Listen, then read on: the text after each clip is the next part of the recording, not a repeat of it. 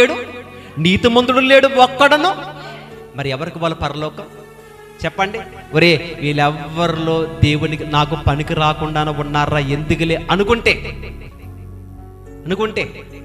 ఈరోజు ఈ భూ ప్రపంచంలో మానవులే ఉండరు ప్రియమైన వాళ్ళు. అంటే అవకాశాలు ఇస్తుంది. ఎందుకంటే నా పిల్లలు నా కొరకు భక్తిగా బ్రతకాలి. సరే, మరి ఎన్నో తీర్మానాలు తీసుకుంటాం, వాగ్దానాలు తీసుకుంటాం. చాలా మంది వాగ్దానాలు తీసుకుంటాం. ఇదేమండి, ఒకవేళ వాగ్దానం అనుకుంటాం, కనీసం ఆ వాగ్దాన ప్రకారంగా అయినా బ్రతుకుదామా?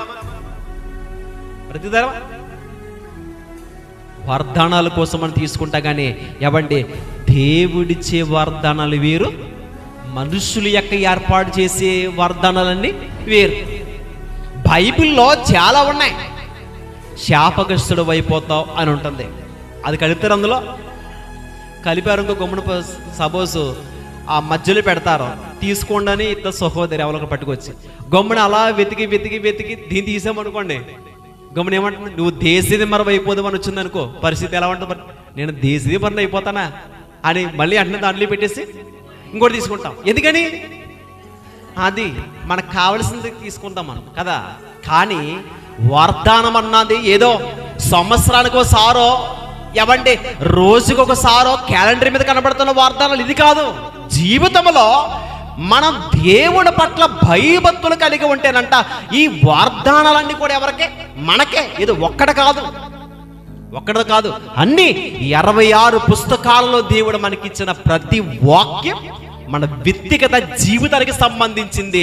నువ్వు నీతిగా బ్రతికితే ఇదిగో దేవుడికి తోడై ఉంటాడు. అక్కడ వాక్యం కనబడుతుంది చూడండి, నీవు నడుచు మార్గం అంతట్లో నీ దేవుడని యెహోవా నీకు తోడై ఉండాలంటే ఎన్నో సందర్భాలు చెప్పాను నేను మీకు కదా.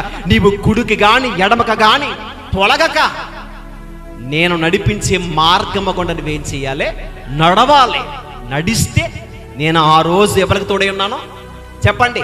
మోషేకి తోడై ఉన్నట్లు నేను నీకును యెహోషువ నీకు తోడై ఉంటానని చెప్పాడు కదండి. ఆ రోజు ఎవరికి తోడై ఉన్నాడో? యెహోషువకి. యెహోషువ గ్రంథం 1వ అధ్యాయంలో ఈ సందర్భాలు ఉంటాయి, మీ చదవండి. యెహోషువ గ్రంథం ఒకసారి వెళ్దాం, వచ్చాం కదా. చూడమ్మా, యెహోషువ గ్రంథం 1వ అధ్యాయం 3వ వచనం. నేను మోషేతో చెప్పినట్లు మీరు అడుగుపెట్టు ప్రతి స్థలమును మీకు ఇచ్చుచున్నాను. ఏంటి ఇచ్చుచున్నది? కానాను. ఇశ్రాయేలు ప్రజలు ఐగుప్తు నుండి బయలుదేరుతున్నారు. ఎక్కడికి? కానానికి వెళ్తున్నారు. నేను ఏ కానాని వాగ్దానం చేశానో ఆ వాగ్దానం చేసిన ప్రదేశానికి మిమ్మల్ని అందరినీ తీసుకు వెళ్తాను. మోషే నాయకత్వం అయిపోయింది. ఇప్పుడు ఎవరున్నారు చెప్పండి? యెహోషువకు వచ్చింది.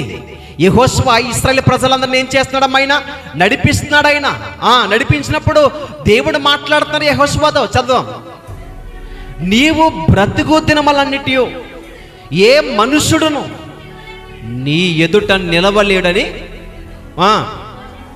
నేను మోషేకు తోడైనట్లు నీకును తోడైందను. నిన్ను విడువను. ఏమండి ఈ మాట ఉంటుందా లేదా? వస్తుందా రాదా? నిన్ను విడువను కదా. ఈ మాట బాగా ఆలోచించండి. నిన్ను విడువను, నిన్ను ఎడబాయను అంటున్నాడు. తర్వాత కిందకి రండి. నిబ్బరమ కలిగి, ఈ మొక్క కూడా వస్తుంది. నిబ్బరమ కలిగి ధైర్యముగా ఉండే వాగ్దానం ఇది మొక్క ఉంటుంది. ఇందాక మనం చదవని చూడండి, అది ఉంటుంది, ఇది ఉంటుంది. తర్వాత కిందకి, వారికి ఇచ్చిదనని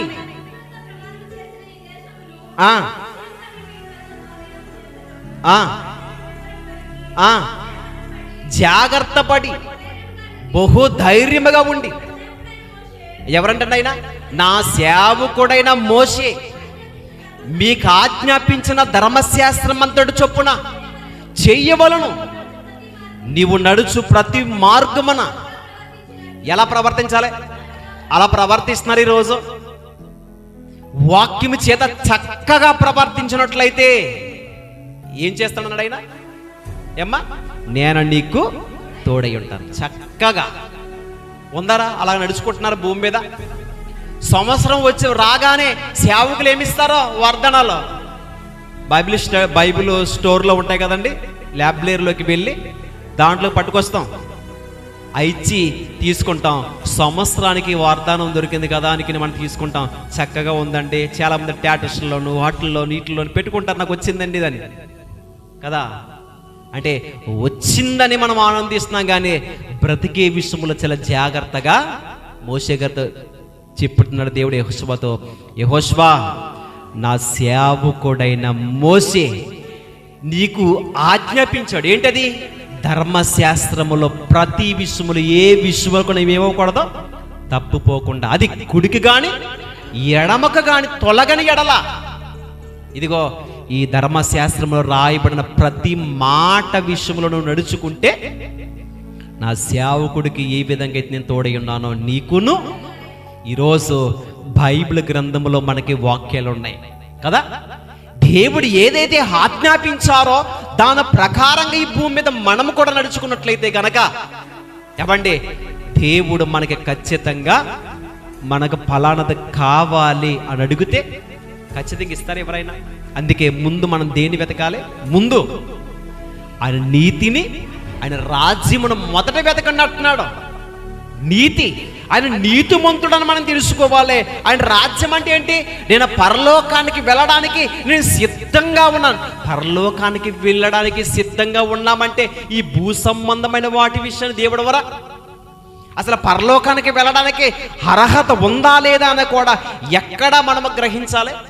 భూమి మీద పరలోకానికి వెళ్ళే అవకాశాలే మనకి లేనప్పుడు ఈ భూ సంబంధమైన మీదకి వెళ్ళి మనం అది కావాలి ఇది కావాలని అడిగినట్లయితే అవి మనకు వస్తాయా? రావు. మనమేమనుకుంటామంటే ఈ లోక సంబంధమైన వాటిల్నే అడుగుతూ ఉంటాం కదా. అందుకే దేవుడు చెప్తున్నాడు, ఇదిగో మీకు తల్లిదండ్రులుగా మీరు ఉన్నారు కదా, మీ పిల్లలు ఎవరైనా రొట్టెని అడిగితే రాతినిచ్చినా, చేపను అడిగితే పామునిస్తారాలో ఎవరు కదా. మీకు పుట్టిన పిల్లల విషయంలోనే మీ పిల్లలు మిమ్మల్ని అడుగుతున్నప్పుడు ఇదిగో నాకు ఫలానది కావాలని ఒకవేళ రొట్టె అడుగుతున్నప్పుడు రాయిస్తారా? ఏమన్నా అడుగుతామంటే మన పిల్లలు నాకు ఫలానది కావాలన్నప్పుడు మన పిల్లలకి అలా పెడతామా? చేతిలో పెట్టలేం, అవునా కదండి. మీ తల్లిదండ్రుల విషయంలోనే ఇలాగుంటున్నప్పుడు వారి కంటే వారిని కలగజేసిన దేవుడు ఎంత గొప్పవాడు చెప్పండి.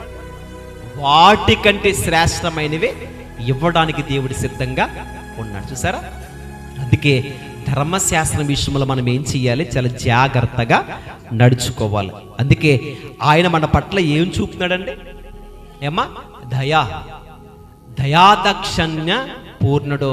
అందుకే ఆయన విషయంలో మనం ఎలా ఉండాలంటే పరిశుద్ధులుగా బ్రతకాలి.